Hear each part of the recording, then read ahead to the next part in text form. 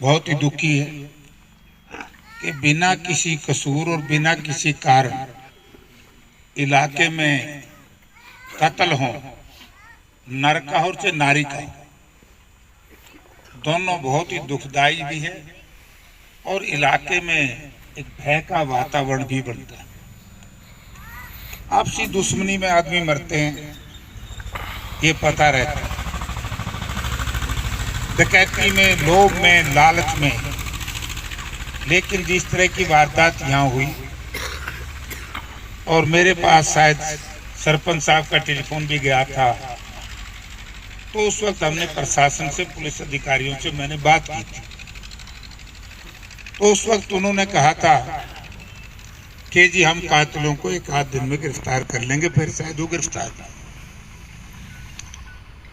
अब इसमें दो पहलू हैं जो आपने बात मेरे से की। एक तो ये भी बात सही है कि जब हांसी में कत्ल हो निजी शत्रुता के चलते, तो वहां तो 1 करोड़ रुपये, और जहां निर्दोष मारे जाएं क्योंकि यहां तो शत्रुता थी, तो ये बात आपको बड़ी वाजिब है। इस बात को मैं कल तक मुख्यमंत्री से भी बात कर लूंगा। लेकिन मैंने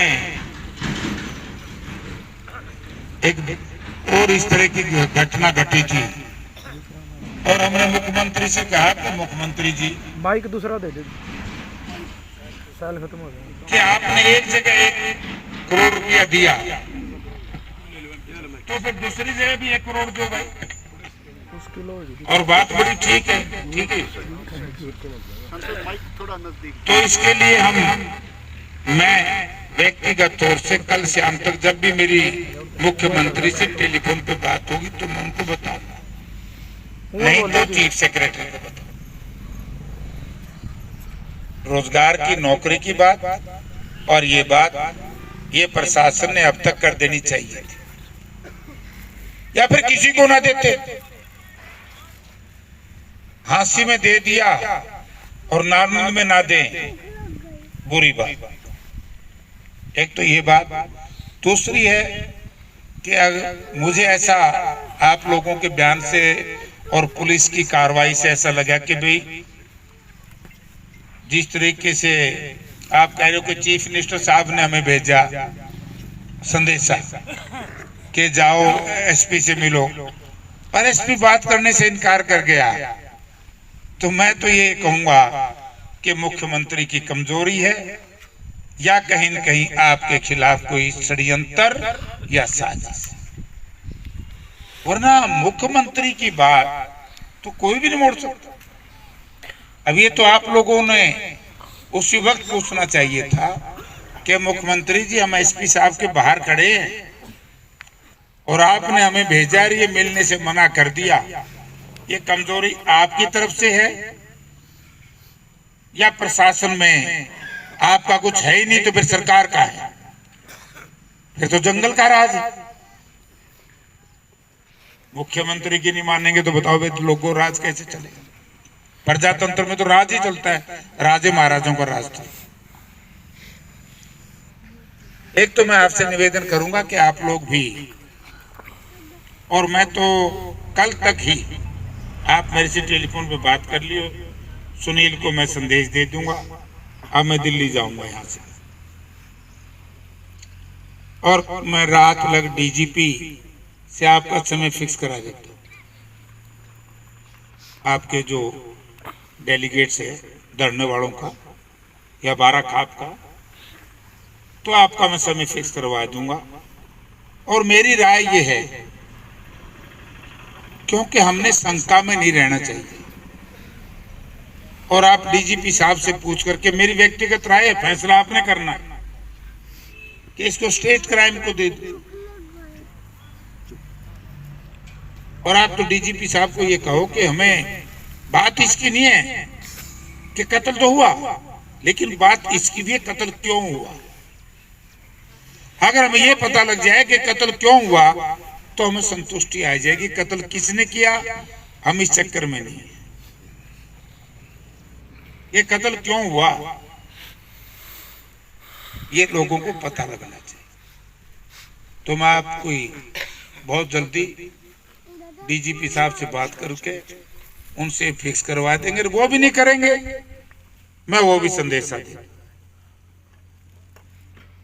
लेकिन प्रशासन ने बात तो करनी पड़ेगी और करनी चाहिए, क्योंकि ऐसे तो लोग हैं नहीं कि बिना किसी कारण के लोग यहाँ बैठे। और अन्याय को सहन करना भी एक अपराध है, कमजोरी। तो और जो जिम्मेवारी मेरी लगाओगे आप बता दो, चीफ मिनिस्टर से बात कर लूंगा और डीजीपी से बात कर लूंगा। वो आपकी मर्जी है कि आपके जो खाप के लोग हैं कि इसको क्राइम ब्रांच से करवाएं या जिला पुलिस से, क्योंकि दो ही रास्ते हैं कि भाई अभी हम इस जो जांच हुई इससे संतुष्ट नहीं है, तो हम दूसरी उस एजेंसी से जांच करें। और कोई मेरी जिम्मेवारी लगाओ तो सारे बैठे हो, मैं आपके साथ हूं। जहां मुझे कहोगे मैं वहां जाऊंगा, जो ड्यूटी लगाओगे मैं वो करूंगा। बात ये नहीं है कि मैं आपने चुना, बात ये है कि मैं चुना हुआ जनप्रतिनिधि हूं, मेरी एक जिम्मेवारी है। जिस तरह की बात आप कहोगे दोनों चीजें मैं बात करके कल तक आपको बता दूंगा। और को बात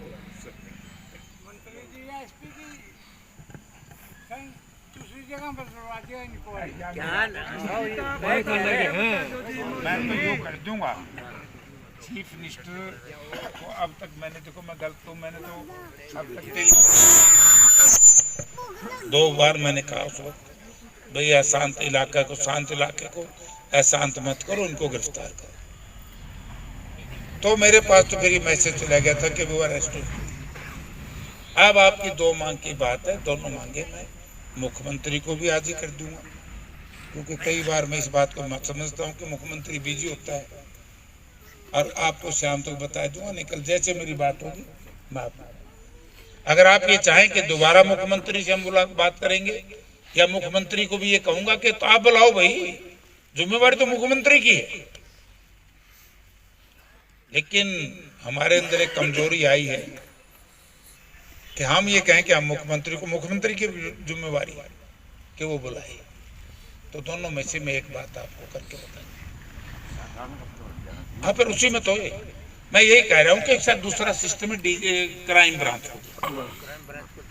सबसे बढ़िया तो यही है, सबसे बढ़िया तो यही है।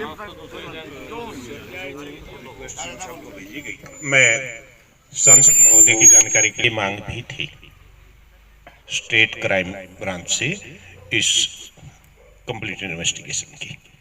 तो अभी भी समस्त खाप का यही निर्णय है कि भाई इसकी जो भी कॉम्पिटेंट अथॉरिटीज हैं, वो स्टेट क्राइम है या एसटीएफ जो भी है अथॉरिटी है, तो स्टेट क्राइम से इसकी मांग ऑलरेडी एग्जिस्ट करती है।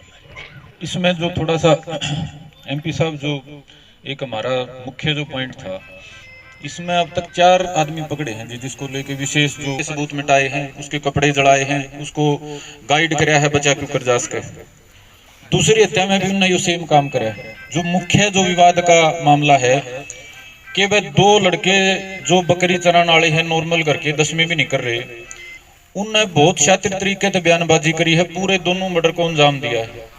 एक आदमी जिसको हम गुनहगार मान रहे हैं हमको ज्ञान देने का, वो और उनके दोनों घर वाले जिन्होंने सबूत भी मिटाए हैं, अपने लड़कों का हौसला भी बढ़ाया है, उसके हथियार भी नष्ट करे हैं, इन पे 120 भी लगा के इनको भी लिया जाए। उसमें पुलिस ने उन पर मामूली खाली शरण देने की, सबूत मिटाने की धारा लाई थी, 2 जने की उनकी जमानत होगी।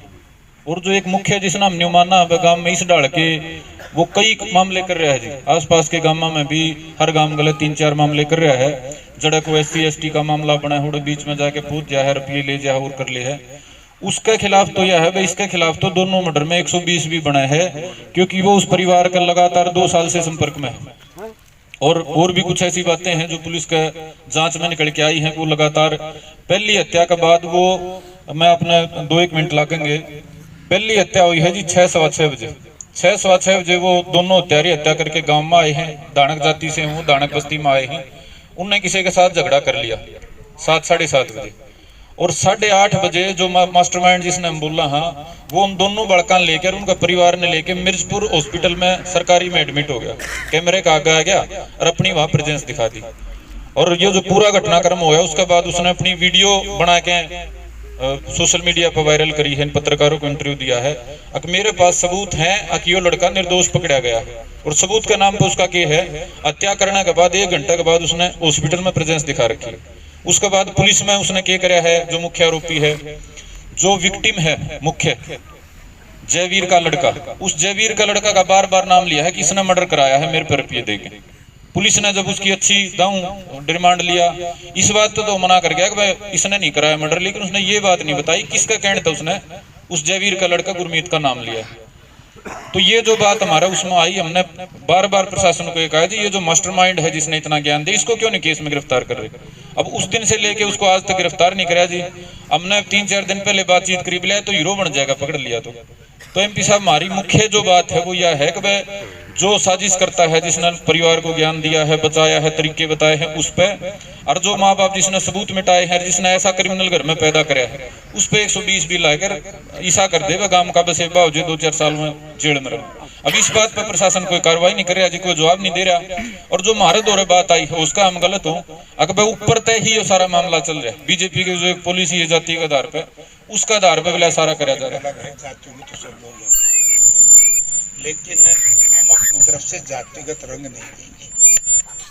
हमने तो अपराधी की कोई जाति नहीं होती, अपराधी का कोई धर्म नहीं होता। हमने तो देखो, मेरी राय है, सरकार ने आपको बुलाएगी, सरकार आप 2 ही बात रखें, इस पुलिस की जांच से संतुष्टि तो है ही नहीं, तो इसको क्राइम ब्रांच को दो, उसकी बात मत करो,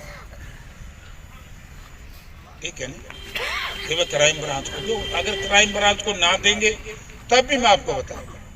लेकिन मेरी व्यक्तिगत राय है कि फिर इसमें हम किसी को कौन नाम आएगा, कौन कटेगा, कौन जाएगा, ये तो फिर सारे नए सिरे से जांच होकर के इसमें सब चीज नए सिरे से निकलेगी।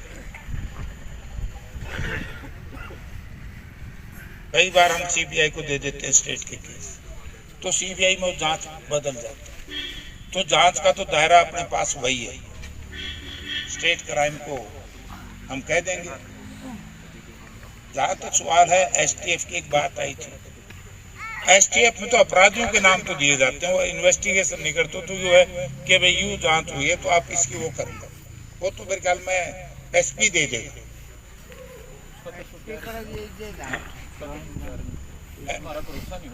फिर नहीं हो रहा तो और दूसरी कोई एजेंसी नहीं है, वो स्टेट कराएंगे। मैं कल आपको बात करके बता दूं, ठीक है। और बाकी जो लड़ोगे साथ, मैं वही कह रहा हूं कि अगर बिना लड़े पंडा छुट जाए जब ठीक अन्याय होगा तो मैं आपके साथ, ना मैं सरकार के साथ, ना मैं किसी और के साथ, क्योंकि हमारी जिम्मेवारी जो दी है वो जनता की लड़ाई लड़ने की दी है। मैं आपके साथ।